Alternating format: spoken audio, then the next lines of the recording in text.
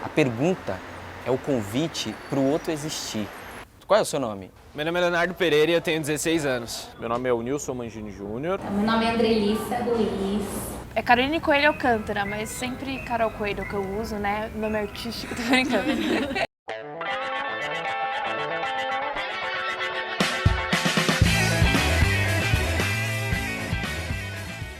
Quando a gente escreve um bilhete, a gente está produzindo comunicação. E se é um bilhete sobre a comunidade, ela é uma comunicação comunitária. A comunidade ela precisa ter uma voz e essa mídia comunitária é o que dá voz a essa comunidade. Dar voz à comunidade é entregar poder a ela. Como a gente pode fazer com que as pessoas saibam o poder que elas têm? Se comunicando. Então vamos lá, vamos produzir, vamos pensar numa rádio, pensar em um material de comunicação.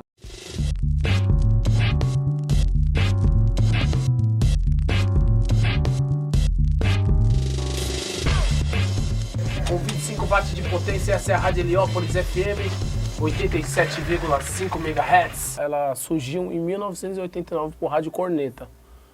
Na época, a comunidade necessitava de informações locais, na questão do lixo, do meio ambiente.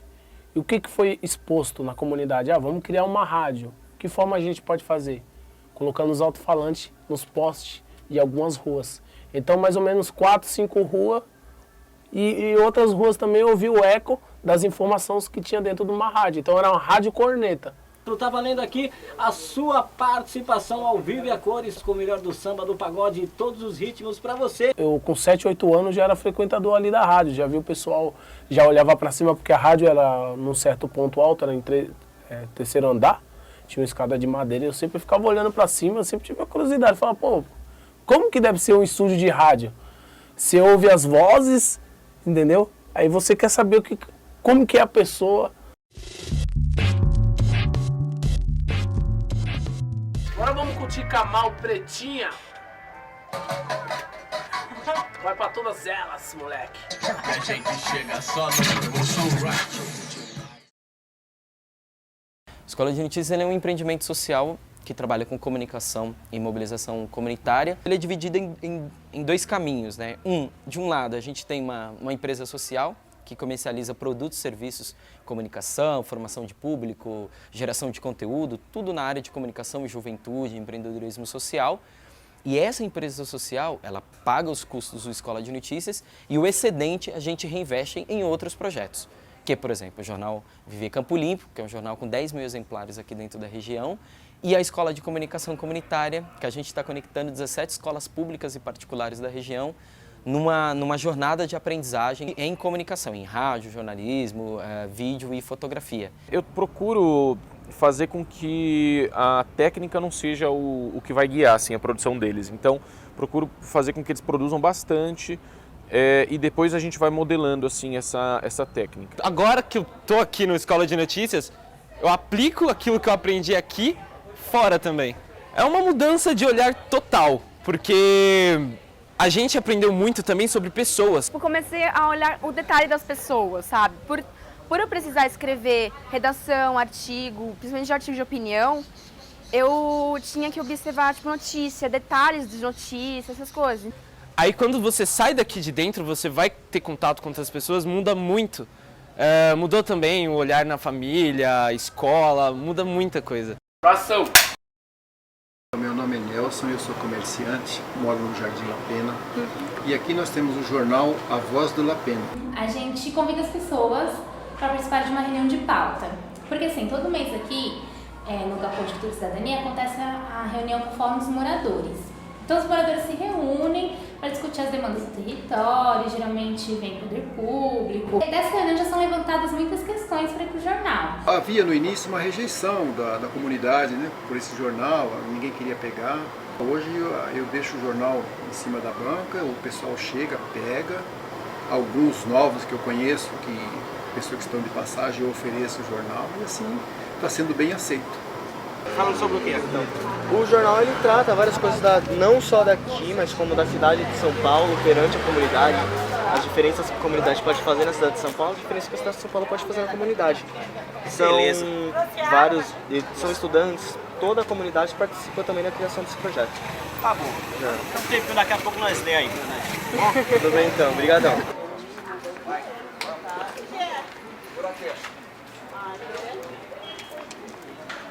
Na verdade, a gente tem uma série de pontos de comunicação que já existem, como, por exemplo, o terminal de ônibus. Ele é um recurso de comunicação. Ele não é só o jornal, ou o fanzine, ou coisa do tipo, né? O próprio terminal Campo Limpo, que é onde passam muitas pessoas todos os dias, ele é um recurso comunicativo que a gente precisa explorar. E a partir do momento que alguém saca isso e começa a colocar, por exemplo, um panfleto do comércio local lá, isso é comunicação comunitária para mim.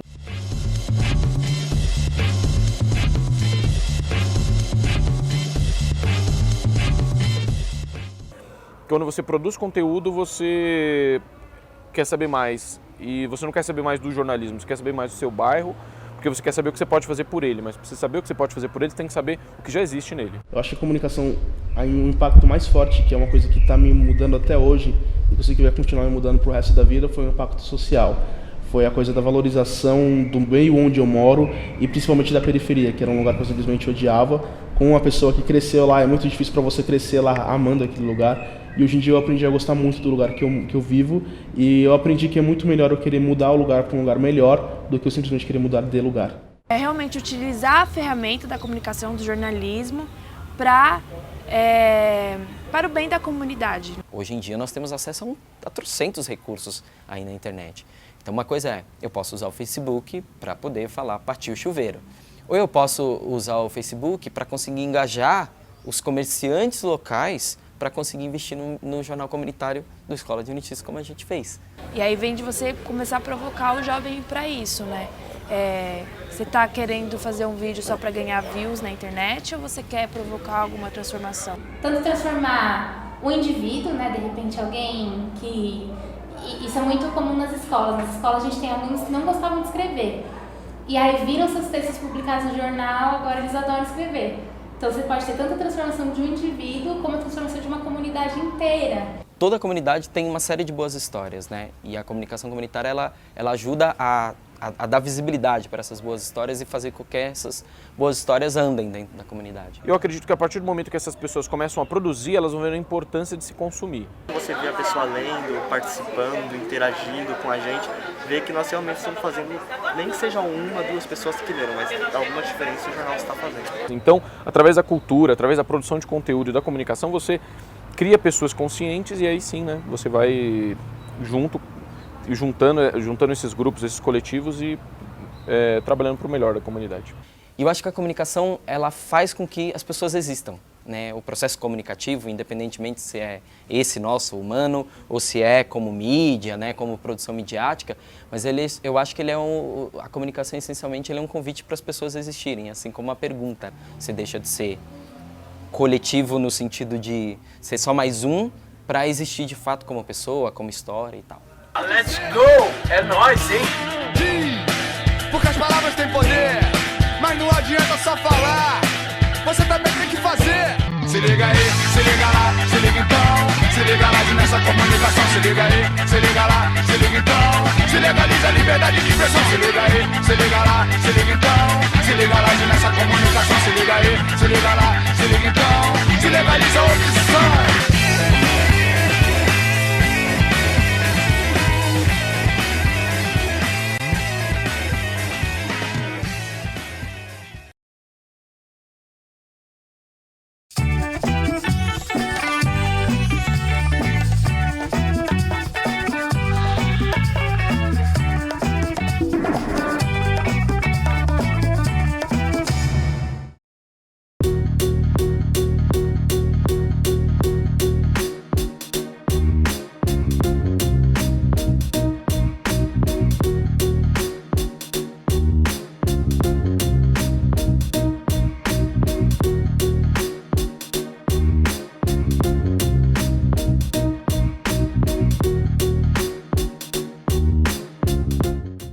comunicação popular é uma comunicação libertadora, transformadora, que tem o povo como gerador e protagonista.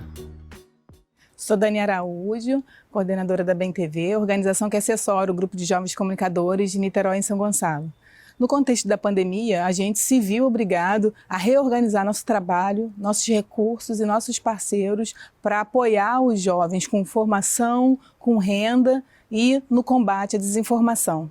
A gente tinha como premissa estar nos territórios. É estar dentro da comunidade, é estar com as lideranças comunitárias, é estar trabalhando com a juventude nos seus espaços. Por exemplo, eu mesmo sou fruto do que é a comunicação popular. A comunicação popular que eu conheci com a BTV lá em 97, por exemplo, era isso. Era a BTV estar dentro das comunidades, trabalhando com a juventude ali, com as lideranças. Então, ela já era uma comunicação popular que eu já entendia lá atrás. E aí agora, com a questão do isolamento social, a gente está desenvolvendo um outro tipo de comunicação popular. O que é isso, né? O que é a comunicação popular? A comunicação popular é uma estratégia de disputa de narrativas para a construção dessa memória coletiva e comunitária. As ações de comunicação popular que a gente vem desenvolvendo aqui na BEM TV é justamente de criar um curso online, certo? Que pode ser acessado pelo próprio celular, certo? Em que os jovens estão sendo assim, capacitados, mas na verdade é uma troca, né? Porque todo conhecimento, na verdade, é uma troca. Tem muita fake news, tem muita informação que não é coerente com a forma que a gente tem que se proteger contra o coronavírus. Então, assim, a importância da comunicação comunitária nesse momento de pandemia é você ter informação de alguém que você conhece, que faz parte do seu círculo de pessoas conhecidas.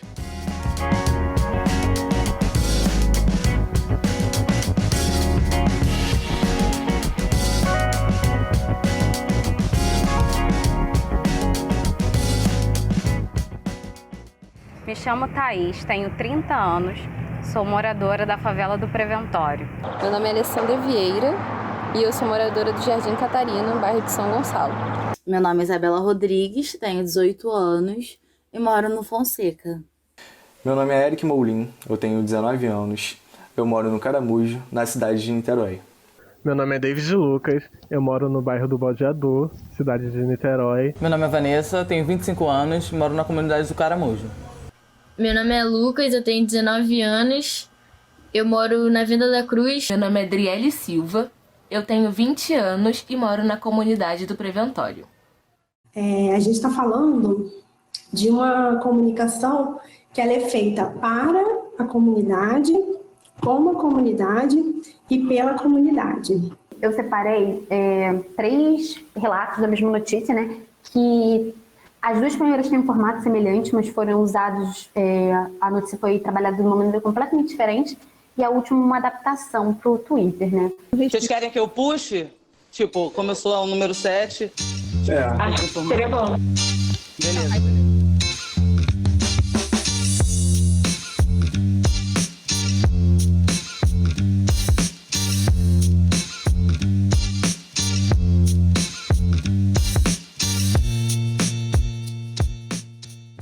E como é que funciona, né, essa ação?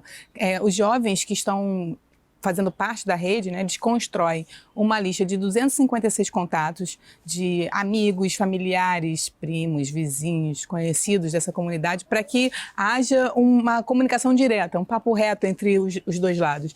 Então, a gente vai buscando em fontes seguras, como a OMS, ou parceiros que estão trabalhando com esse tema na rede, como a Fiocruz, a Secretaria Municipal de Saúde, as informações que são mais pertinentes para o território, que podem colaborar para que a comunidade fortaleça a sua defesa, né, na pandemia e também os direitos básicos de saúde. Através desse projeto, eu posso estar levando informações sobre o que acontece aos redores de onde eu moro para dentro da minha comunidade. A importância do projeto e os impactos que ele vem gerando na minha comunidade, eu acho bom, acho que está sendo bem recebido aqui, tanto que outros amigos meus já vão entrar também pro grupo e que são moradores do Jardim Catarina. Eles são bem receptivos, eles estão sempre elogiando, sim. E geralmente eu recebo perguntas de tipo, essa notícia é verdade? essas perguntas assim desse tipo. Elas sempre mandam dúvidas e eu sempre respondi todas as perguntas que fizeram, sabe? Me ajudou a me aproximar mais dessas pessoas. Pois muitas pessoas não têm acesso à internet e muitas pessoas também não assistem televisão. Quando pessoas mais próximas a elas comunicam, passam essas informações, elas conseguem compreender melhor. Porque é muito fácil você falar quando você não está dentro. É muito fácil você falar sobre fazer quarentena quando você tem uma casa com um belo jardim para você poder soltar suas crianças. É muito fácil você falar de quarentena quando a sua compra vai na porta da sua casa, quando você nem precisa sair, quando simplesmente ao acessar a internet você consegue comprar. Mas o principal público dos jovens comunicadores, eu acredito que é a favela. São jovens da favela falando para a favela.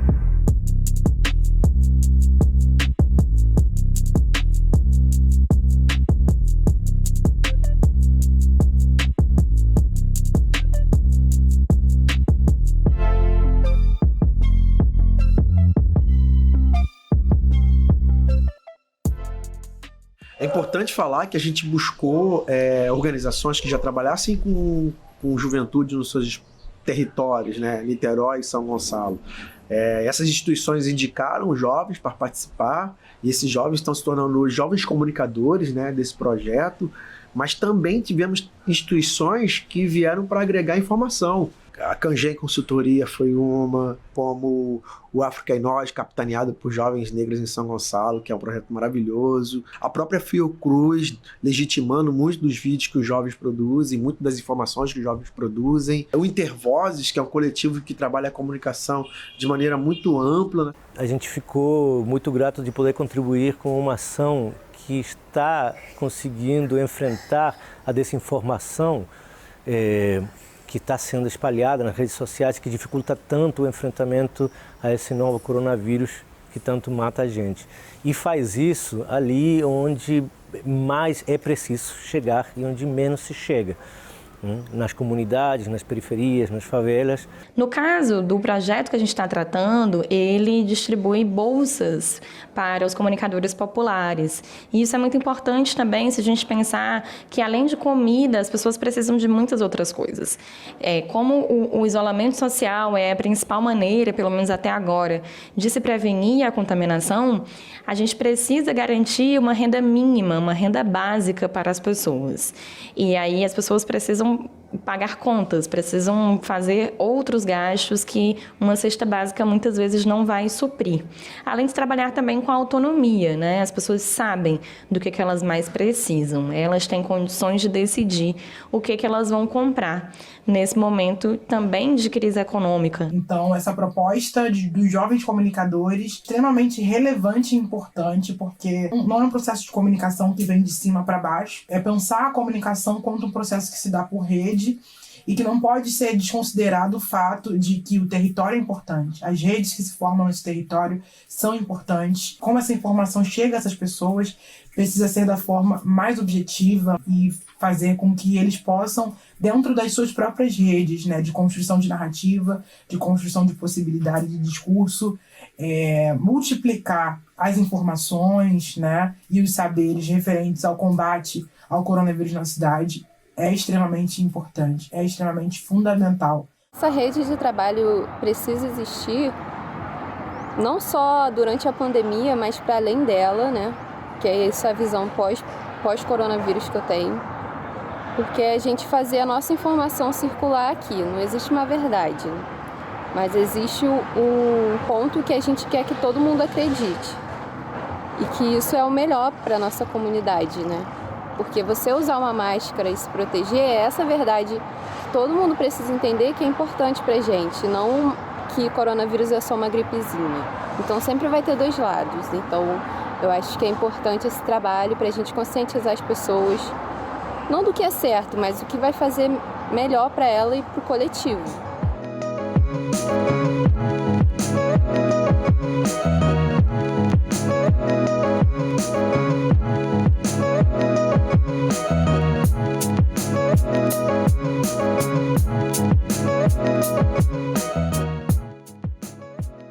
A Comunicação popular não é só uma forma de estratégia nesse mundo tão cheio de desigualdade. Comunicação popular é uma forma de mobilizar e fortalecer as nossas comunidades. Uma possibilidade de tomarmos a palavra e falarmos sobre a nossa realidade. De nos proteger da propagação do coronavírus, partilhando informações de fontes seguras e respeitadas. Nosso trabalho nos fortalece e fortalece os territórios, que historicamente são desprivilegiados pelas políticas públicas. Juntos, vamos garantir que esses direitos sejam respeitados. Todos juntos por uma comunicação popular. Porque desinformação também faz mal à saúde. Saúde pra mim é ficar bem. Saúde é qualidade de vida. E ser feliz. Acho que isso é saúde. Saúde para mim é justamente a gente ter informações confiáveis nas quais a gente pode seguir, né? Saúde para mim é estar em relação com o mundo e com o outro, de forma que essa relação seja boa para mim, para o mundo e para o outro. A saúde, de maneira integral, ela pressupõe também seres humanos livres, autônomos e com possibilidades de buscar as informações e produzir também as informações que eles precisam. Saúde, para mim, é ter garantido o direito humano à comunicação.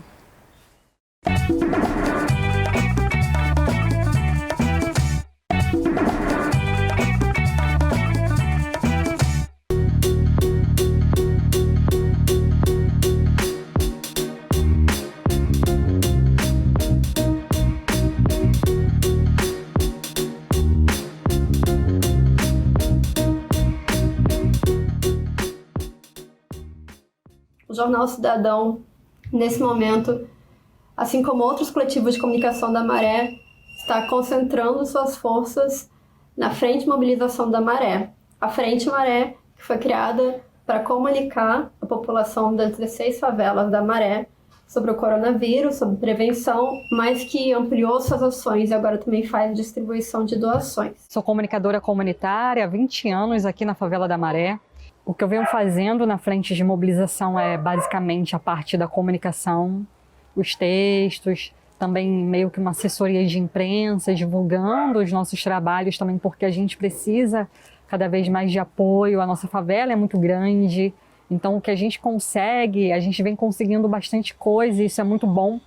Mas sempre quando a gente olha o tamanho da favela, a gente fala, a gente precisa de mais estrutura também, de mais voluntários, a gente precisa de equipamentos, enfim, são várias necessidades que vão aparecendo no meio disso tudo, né? Buscou-se compreender o que estava acontecendo, como a pandemia estava se dando nas favelas. Só que existe uma diferença fundamental em como a grande mídia e a comunicação popular abordam o mesmo tema, que tem a ver com linguagem, tem a ver com personagem, tem a ver com perspectiva. Então, a comunicação popular tem viés mais propício para contar as histórias por completo. As histórias das pessoas que, de repente, vêm a óbito, colocar o morador como protagonista. A Frente de Mobilização da Maré, ela começa justamente assistindo essas mensagens, esse noticiário da mídia comercial, e a gente viu ali que a gente não era integrado ali, não tinha ali a nossa realidade naquela comunicação.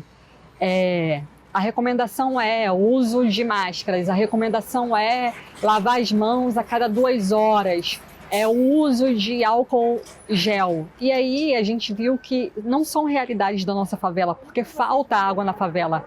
Nós não temos abastecimento de água na maioria das favelas e periferias do Rio de Janeiro. A comunicação popular foi fundamental para levar as informações de prevenção, as informações também de números, de aumento do contágio, aumento dos óbitos, para dentro dos territórios onde as pessoas estão mais suscetíveis a pegar essa doença.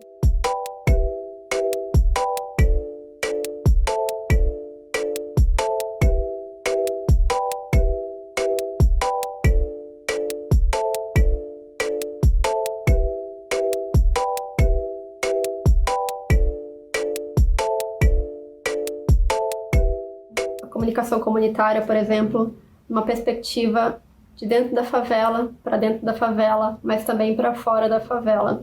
Então a comunicação popular, nesse momento, ela é estratégica por uma série de fatores, mas principalmente por ela ter olhado lá no início para as necessidades mais básicas de comunicação, com as informações sobre prevenção chegarem para todas as pessoas. E aí, no caso da Maré, ela colocou faixa na rua, cartazes, carro de som rolando, produção de áudios de WhatsApp, materiais que pudessem ser passados rapidamente e compreendidos rapidamente também. Não tem respirador, máscara não é o suficiente. Fique em casa e cuide de você e de quem você ama também. Colocando uma realidade que é nossa, não só a questão do denuncismo, né, sobre problemas na saúde, na segurança pública, na educação pública, falta de saneamento, mas também a questão da memória. A memória negra, a memória favelada, a memória indígena. É nessa comunicação comunitária que a gente vem colocando a nossa história, fazendo com que essa população favelada, negra, no nosso caso marense, saiba da sua história, tenha certeza do que ela é e valorize também essa história e a sua cultura e a sua memória e a sua ancestralidade.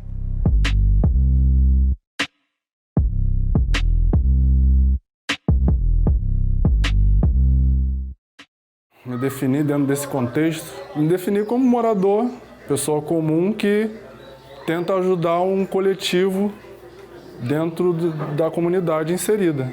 A gente do Rato Preto, nós temos algumas ações que nós estamos fazendo aqui na favela. A primeira nós começamos com o painel Covid. Que a gente desenvolveu aqui no Rato Preto, eu, o Rafael Cruz, e a galera do Frente Maré. Que é um painel que a gente atualiza de 2 a 3 dias com os dados dos mortos e dos infectados dentro da favela, no Rio de Janeiro e no Brasil, em pontos estratégicos, em pontos de muito acesso da favela. Então a gente até agora deve ter uns 5 pontos espalhados dentro do Complexo da Maré. Além desse projeto, nós temos também o Corona Favelado, que é um canal, mais precisamente no Instagram, que é precisamente um manual, um guia prático de redução de danos para o favelado e para o restante do mundo, bem-humorado. Ô, minha rapaziada, não acredita em fake news não, mané, com todo respeito mesmo. Não cai nessa de fake não, vai ficar pegado, vai vazar óleo, não vai ficar maneiro pra tu não. Brotou no zap aqui, ó. Que se tu prender a respiração por 10 segundos e sentir uma parada no peito, é porque tu tá com coronavírus. Porra, isso é uma causada, mano. A comunicação popular ficou mais estratégica por conta de redes. Eu acredito que as redes entre as favelas e até dos coletivos da própria Maré teve muito mais vínculo, assim, teve muito mais troca de conhecimento e de ações no território. Então, acredito que isso a gente vai adentrando aos poucos em várias camadas dentro da favela, né? É uma comunicação, digamos, territorial, uma comunicação que é diferente da comunicação comum que a gente acompanha na televisão, que é uma comunicação mais mercadológica. Ou seja, utilizar os mecanismos e as linguagens que o favelado usa para se comunicar no dia a dia. E nesse momento que tem muita fake news, eu acho interessante a gente circular com informações reais do que está acontecendo no momento. E para além disso, comunicação comunitária também significa mobilização. Significa mobilização histórica de algum momento. Mobilização significa não só aquele momento de colocarmos pessoas na rua para fazer algum tipo de atividade ou manifestação, mas mobilização também do pensamento.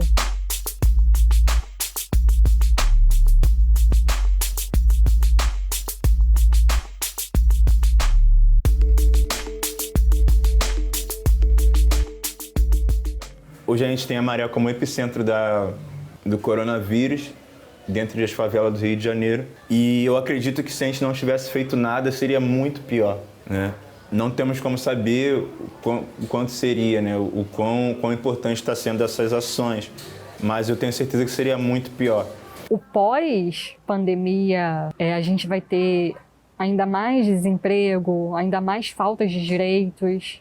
Então a gente vai ter uma população aí desesperada por comida, por salários, é importante falar isso, né? Porque uma campanha enorme como essa, dentro de uma favela enorme como essa, de 140 mil moradores, a gente não pode ficar sem apoio nesse momento. A gente não pode ficar sem alimento para a cesta básica, a gente não pode deixar as nossas ferramentas de comunicação, que são os cartazes, o carro de som, a arte de rua, enfim, os podcasts, vídeos e tantas outras formas de comunicação que a gente está fazendo, a gente não pode deixar de fazer. A gente necessita melhorar cada vez mais essa comunicação comunitária e ter mais produtos para a gente estar distribuindo pela favela. Não é todo mundo que está com comida, não é todo mundo que tem sabão, não é todo mundo que tem álcool e gel, não é todo mundo que está com emprego nesse momento de pandemia. Então a gente precisa atender toda essa favela. O nosso sonho é atender toda essa favela.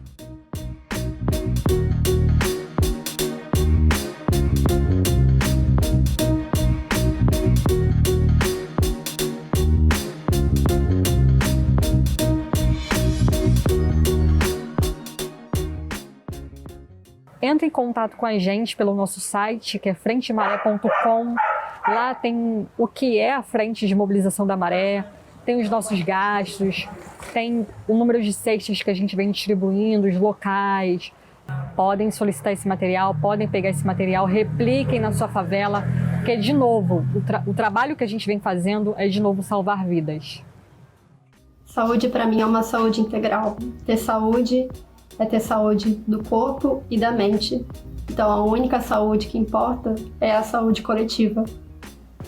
A saúde mental e a saúde física estarem o mais intactas possível, né? Saúde é uma coisa que tem a ver com o Estado, né? Que infelizmente não tem sido feita. A gente se sente aqui muito largado mesmo. E saúde é isso, saúde é prioridade e que deveria ser um direito para toda a população negra, pobre, favelada.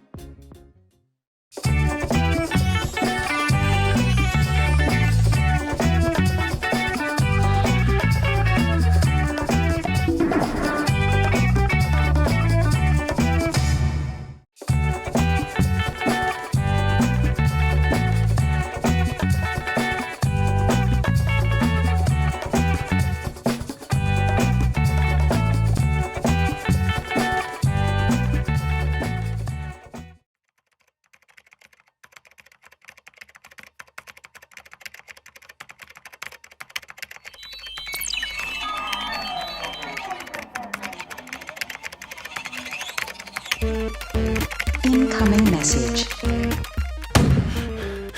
Tô em preso, irmão, tô trabalhando. Resiste não! Ele tá sendo asfixiado! Ele tá sendo asfixiado, gente! O Ben botou a mão no nariz dele! No nariz dele a mão, gente! Agora o espectador não é passivo mais, o espectador fala. A mão tava no nariz dele, tampando a cara, o rosto todo dele. Ele tá sendo asfixiado. O público, ele foi exaltado na cultura digital. Eu tenho tudo gravado, tudo. Ele foi chutado, picado, asfixiado. O espectador responde, o espectador critica, ele compartilha, ele constrói a audiência. Gente, é mais um caso de um manifestante pobre. Larissa, tá tudo filmado, tudo. Ele constrange a mídia, ele vira a mídia, ele cobre a rua, ele compartilha, ele virou um espectador ativo. Eu tô tendo aqui, tô sendo afastado aqui por uns PMs, não tá deixando eu gravar, já foi ameaçado com spray de pimenta. Aqui os PMs são nervosos dos próprios PMs. Mídia O poder de um celular na rua, de uma webcam na minha casa, a forma como eu restabeleci uma conexão com o meu público, o tipo de reflexão que eu comecei a me engajar e a quebra da narrativa editorial que isso me permitia, falei, agora vou ter que seguir nesse caminho. A mídia ninja não apareceu de um dia para o outro. Ela apareceu para o grande público de um dia para o outro. Mas não que tenha demorado muito tempo, mas no meu caso foi uma construção de 2 anos. Do meu primeiro streaming de rua, 2011, também cobrindo repressão policial, a construção de uma rede chamada Pós-TV, junto com Fora do Eixo, do streaming feito em casa, na garagem, de qualquer jeito, para começar a promover coberturas e debates que a mídia não fazia. O que nós temos hoje são redes enfrentando redes no cenário complexo de construção de redes. Então, assim, o Fora do Eixo, a Mídia Ninja, são redes contra-hegemônicas sendo constituídas no plano dos discursos e dos enfrentamentos, dentro da rede. Primeiro, a gente tinha muita experiência e isso não podia não transparecer no celular. Porque falar é só um celular com um aplicativo transmitindo pancadaria na rua. Não é verdade. Primeiro, muita tentativa e erro. E mais do que isso, tem um trabalho offline muito dedicado, muito sério para a Mídia Ninja poder existir. Que são as pessoas que estão em casa distribuindo esse sinal.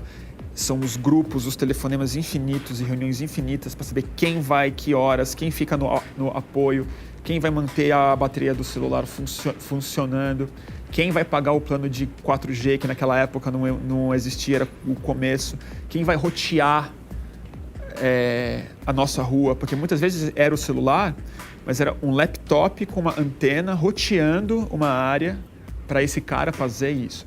Muitas vezes era um carrinho de supermercado indo atrás do câmera, com um gerador para carregar a bateria do celular. Em junho de 2013, as redes sociais levaram milhões de pessoas a protestar nas ruas, em centenas de cidades, no Brasil e no exterior. Junho foi um susto? Evidentemente que foi. Ninguém podia prever junho. Mas a gente sabia muito bem, escrevemos sobre isso em dezembro de 2012, que 2013 ia ser um ano muito tenso na rua. A gente sabia que havia uma massa crítica ebulindo no subterrâneo. Dava para sentir isso. A gente era a encarnação perfeita de grande parte das motivações que justificaram junho, que não foi simplesmente o aumento da passagem de ônibus. Foi uma indignação pública pela narrativa mentirosa que estava sendo apresentada em relação à violência policial. Foi a sensação de que as pessoas estavam reféns tanto da política quanto da mídia.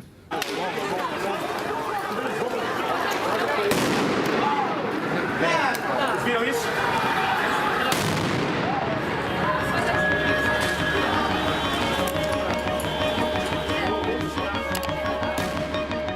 O que a rede social faz é a comunicação social torna-se uma atividade cidadã. Todos, potencialmente, estão falando com todos, potencialmente. Então, assim, é uma inversão de paradigma completa.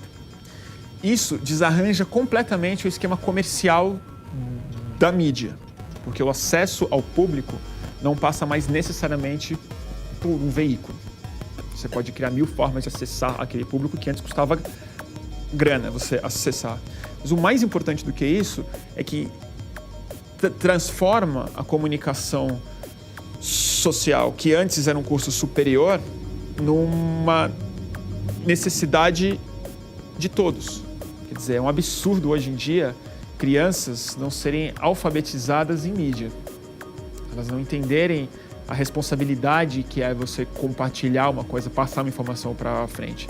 Checagem, objetividade, a capacidade de você elaborar perguntas, filmar alguma coisa, fazer um foco, entendeu? Editar um vídeo mínimo, hoje é uma atividade cidadã. No Campo Limpo, Zona Sul de São Paulo, o projeto Escola de Notícias ensina comunicação e jornalismo para jovens moradores da periferia. A Escola de Notícias é um empreendimento social de comunicação e juventude. O que a gente faz é oferecer produtos e serviços nas áreas de comunicação, mobilização social, geração de conteúdo para organizações sociais, empresas, artistas, produtores culturais. E a gente pega esse recurso e reinveste numa série de projetos que são gratuitos dentro da comunidade do Campo Limpo, todos eles a partir da perspectiva das tecnologias da informação e comunicação. A gente tem atualmente 3 oficinas técnicas: fotografia e vídeo, jornalismo e escrita criativa e criação gráfica. Há quanto tempo você frequenta a Praça do Campo Limpo? Há bastante tempo, desde criança. É engraçado você pensar que na periferia os acessos pela internet são maiores pelo uso do celular. Porque uma casa que não tem computador, ela pode ter internet pelo celular. E isso é visível onde eu moro. A galera não tem computador, mas ela tá online mexendo pelo celular, ela tá online por rede móvel, sabe? E a periferia, ela é muito escrachada na mídia como uma coisa negativa, sabe? Eu mesmo, quando eu tava aqui, antes de entrar pra escola de notícias, eu via o lugar que eu morava como um lugar, tipo, que não tinha salvação, sabe? E aí depois eu comecei a ver os pontos de luz na periferia. Cara, eu me conectei com tanta gente e eu vejo tanta gente na rede social do meu bairro postando coisas legais que acontecem, postando, tipo, é um curso que vai começar, é uma oficina, um workshop, uma oportunidade de trabalho. A periferia, ela é muito forte quando ela tá junta. E a gente descobriu que o nosso trabalho é um trabalho de ressignificação do espaço internet, que é o que a gente faz hoje. Todos esses meninos e essas meninas fazem uma série de atividades ao longo de toda a jornada de aprendizagem deles dentro da escola de comunicação, que é o tempo todo ressignificar quais são as comunidades das quais eles fazem parte. Eu escuto falar de política desde quando eu me entendo por gente, mas eu nunca consegui ter um contato direto com a política. A Escola de Notícias trouxe o coordenador da juventude de lá da subprefeitura para bater um papo com a gente, sabe? Ele foi aproximando, ele foi entregando rede pra gente, apresentando diversas partes do bairro. É uma galera que reconhece a comunidade como rica, como pulsante, como criativa e procura a Escola de Notícias, procura a Escola de Comunicação para potencializar o seu talento, a sua habilidade, o seu sonho. Usar a rede para contar a sua própria história, para se envolver social e politicamente, é só mais uma das infinitas funções que a internet propicia pra gente. O próprio cara da elite, ele anda de chinela havaiana dentro do shopping e se sente bem. A gente, para poder se sentir bem no shopping, tem que estar com tênis de R$1.000. Para a gente se sentir equilibrado, a gente tem que estar muito bem vestido. Esse programa de podcast, ele é upado no site do Periferia em Movimento. E aí o retorno que a gente tem, o registro histórico da região, sabe? Das pessoas que vivem na região. E é uma coisa que acaba enriquecendo o banco de informações, digamos assim, da nossa localidade, da nossa região. Sem dúvida alguma, os jovens da periferia hoje, com acesso à conexão digital e com ferramentas acessíveis através da internet para a transformação das suas habilidades, dos seus conhecimentos, se somado a uma atitude empreendedora, tem muito mais chances de produzir conteúdo, de produzir experiências, produtos e serviços capazes de gerar riqueza e serem autônomos e protagonistas da sua própria história. A gente vai contar quantas pessoas foram mortas aqui? A gente vai contar quantos assaltos aconteceram dentro da Praça do Campo Limpo? A gente vai contar quantos jovens foram presos no último ano? Tá bom, a gente pode em algum momento. Mas a gente quer contar que tem um cara chamado Binho que criou um bar e que começou a fazer poesia e que o bar era só uma desculpa para todo mundo ler poesia. E que depois que isso começou a acontecer no Campo Limpo, eu, Tony, descobri que eu também posso escrever. E não é só o Drummond. É olhar para o bar e, como diz Manuel de Barros, transver o bar.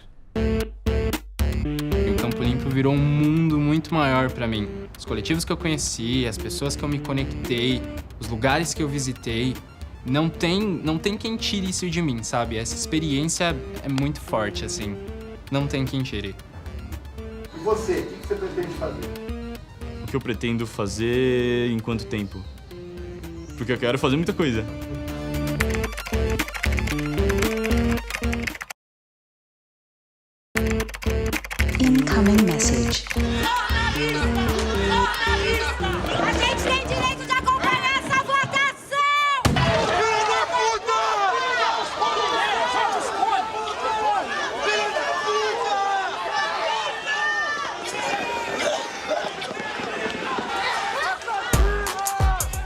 Eu nasci em Santarém, no Pará, e recentemente vim para São Paulo, também meio que buscando os meus ideais e relacionando tudo isso. Eu cheguei aqui, eu fui muito bem acolhida. Eu não conhecia todo mundo desde o início, mas de repente, em uma reunião, eu já estava conversando com todo mundo, já me senti bem acolhida. E eu estou muito feliz de estar junto, assim, e vendo esse momento acontecer. Eu tenho 24 anos, eu sou do interior de São Paulo. Eu vim fazer faculdade em São Paulo vai fazer 7 anos e fiquei. Consegui uma bolsa de estudos pelo ProUni e vim. E desde então eu tenho que me bancar, né? Muito rápido. Cara, eu nasci numa cidade que hoje tem 62 mil habitantes, chama Araioses. Ela tá no delta do rio Parnaíba, na divisa com o estado do Piauí. E ela era uma aldeia indígena, né? De uma derivação dos índios tapuias, cara. Eu descobri isso há pouco tempo. Eu tô me engajando na causa indígena agora, porque eu já sabia que eu tinha descendência de etnia indígena. Nasci em Santana, zona norte de São Paulo, mas fiquei lá até os 4 anos de idade. Depois disso eu fui para a periferia de Guarulhos, no Jardim Renzo.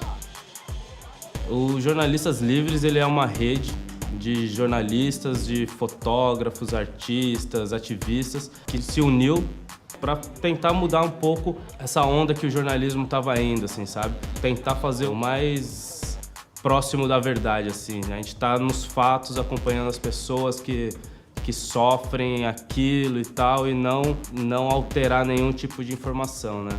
A partir do momento que você escolhe entrevistar uma pessoa e não outra, usar uma aspa dessa e não daquela, essa parte e não aquela, você já está colocando a sua visão daquilo, né? Então, você tem que ter um maior, como eu disse, compromisso para tentar fazer com que você conte a verdade, né? Vai ser a verdade sobre a sua perspectiva, nunca vai ser a verdade sobre, né? A sua percepção daquela verdade. Então, a partir do momento que a sua percepção não é essa questão, não é completamente neutra, né? Essa neutralidade e essa imparcialidade é uma ilusão. O que diferencia um grupo como Jornalistas Livres de uma outra comunicação ou do Ninja mais tradicional dos movimentos sociais? A qualidade estética é arrebatadora. Antes de eu me conectar com a causa, eu tô louca para partilhar aquela imagem linda. A foto que eles fizeram, que o Ninja fez dos garis, no Rio de Janeiro, né, o cara em cima daquele baldão laranja, com a mão para cima, aquilo ali é uma iconografia de revolução que vem lá dos princípios da história do audiovisual, do cinema, da história da arte. Então, o cara me conecta com uma experiência estética de impacto. Ou seja, não é só a causa que eu estou compartilhando, aquilo me seduz, né?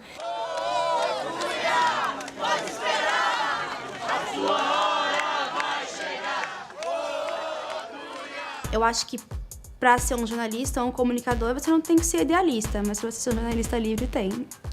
Quando eu cheguei aqui, eu pude ver que era isso que eu queria. Que aqui a mudança estava acontecendo. Ninguém sabendo direito como é que ela vai crescer, mas ela já está acontecendo de alguma forma.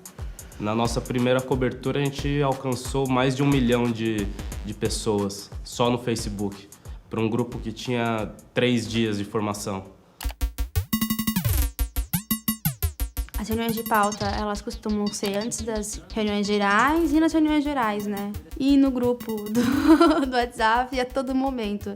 Todo mundo ali tem poder de voz.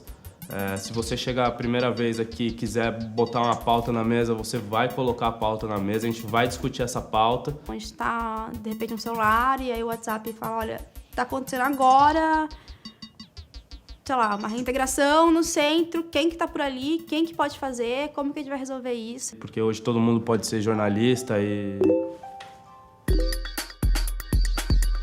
não dá pra te falar o que a gente vai fazer. Porque a gente vai chegar lá, pode ser que mude completamente, a gente vá por um outro caminho, assim, sabe? E são de matérias, lugares que não é qualquer um que entra. Esse é o nosso lance. A gente consegue entrar onde poucas pessoas vão, assim, sabe?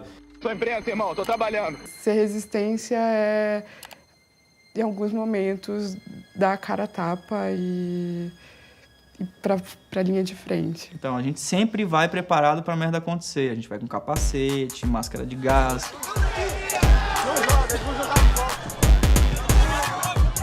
O que diferencia a gente da grande imprensa é o aprofundamento da pauta. É o envolvimento que a gente tem com as pessoas, sabe? Trocar uma ideia com os moradores, saber um pouco mais da história deles. Nosso propósito é contar histórias reais e inteiras, não vender uma foto que possa ser usada em qualquer contexto.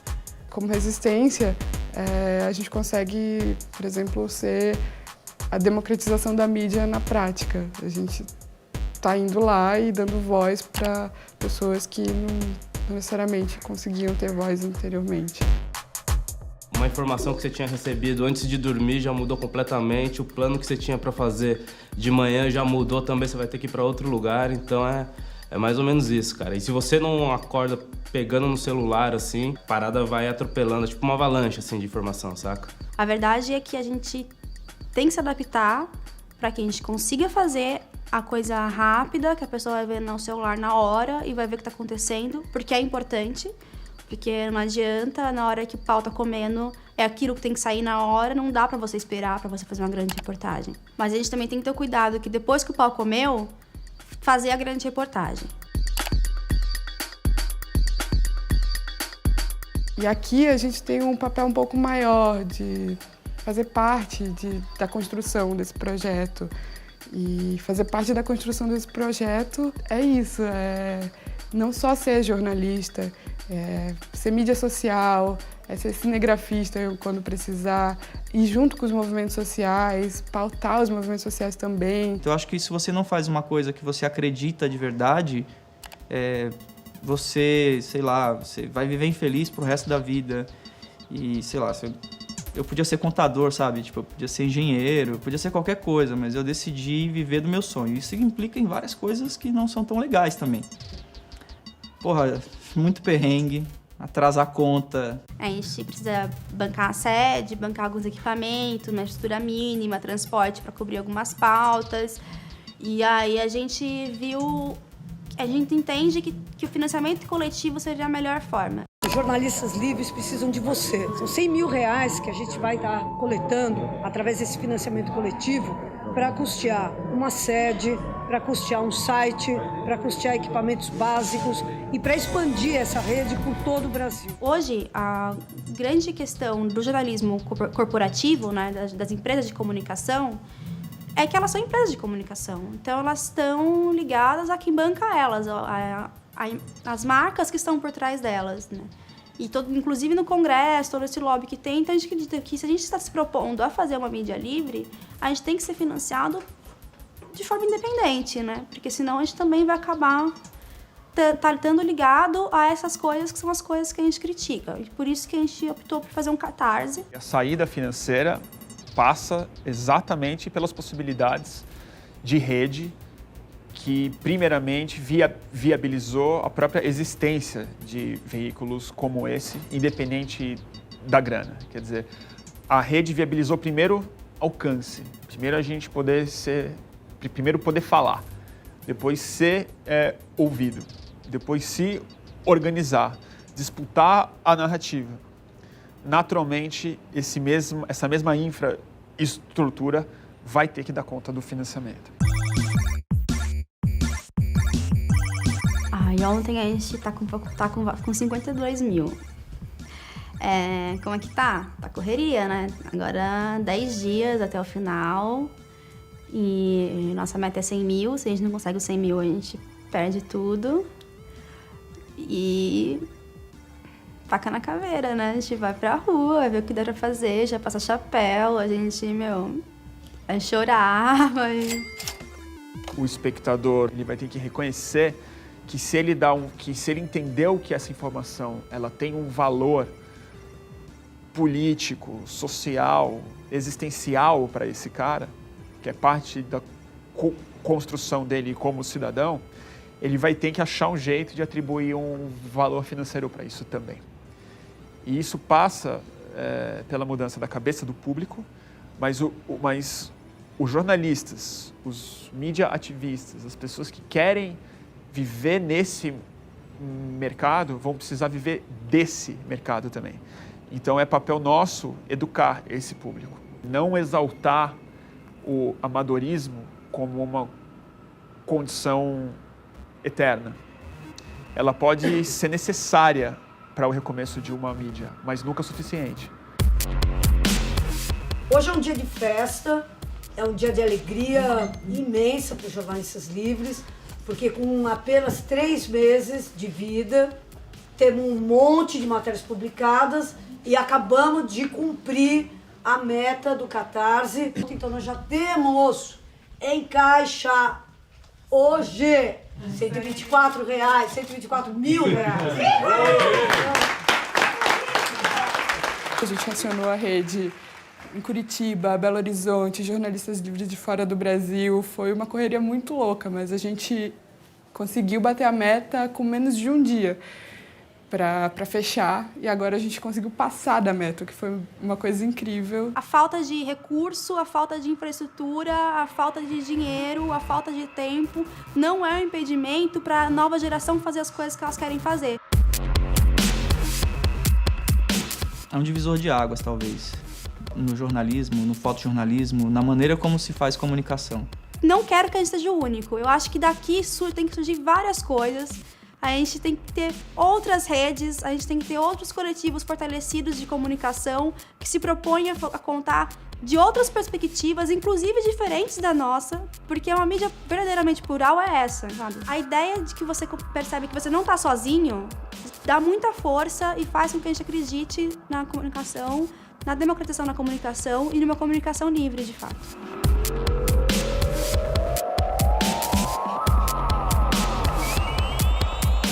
Nós abrimos uma nova possibilidade de se consumir sem ter. Eu não preciso ter uma bike para andar de bike, eu não preciso ter necessariamente um carro para andar de carro. Essa expansão de consciência mesmo acontece muito rápida e a tecnologia ela ajuda muito isso. Com a tecnologia, isso permite que a gente compartilhe coisas muito mais do que antes, né? Então a gente atingiu mais de 100 países em menos de 2 anos.